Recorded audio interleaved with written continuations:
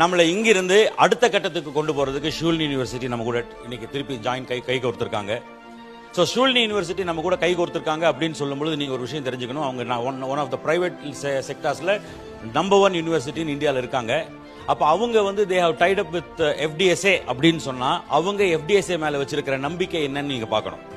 அப்ப FDSA தன்னுடைய member கம்பெனிஸை எப்படி வழி நடத்துறாங்கன்னு நீங்க பார்க்கணும்.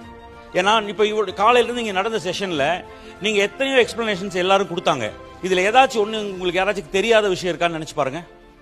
எல்லாம் உங்க கம்பெனிஸ்ல இருந்து உங்களுக்கு இன்ஸ்ட்ரக்ஷன்ஸ் இதெல்லாமே கொடுத்துருப்பாங்க, எல்லாமே சொல்லிட்டு தான் இருந்திருப்பாங்க. அப்ப அது எல்லாருமே சொல்ற விஷயங்கள் தான் இங்கிருந்து சொல்லப்பட்டுச்சு. ஆனா சொல்லப்பட்டவங்க யாரு, எந்த அத்தாரிட்டி உங்களுக்கு அதை உங்களை கைட் பண்றாங்க அப்படிங்கறத நீங்க புரிஞ்சுக்கணும். ஏன்னா நம்ம போற தூரம் வந்து போற உயரம் வந்து நம்ம இன்னைக்கு சொல்றேன், இவ்வளவு தூரம்லாம் நீங்க வளர்ந்துட்டீங்க. இப்பவும் நீங்க நம்ம யாருமே நம்ப முடியாத உயரத்துக்கு 2047 இந்தியா வளர்ந்த நாடுகள்ல ஒரு நாடா ஆகும் அப்படின்னு சொல்லுச்சுன்னா அது வந்து அந்த வேல்யூ அந்த விஷயம் எல்லாம் சொன்னா இன்னைக்கெல்லாம் நமக்கு புரியவே புரியாது.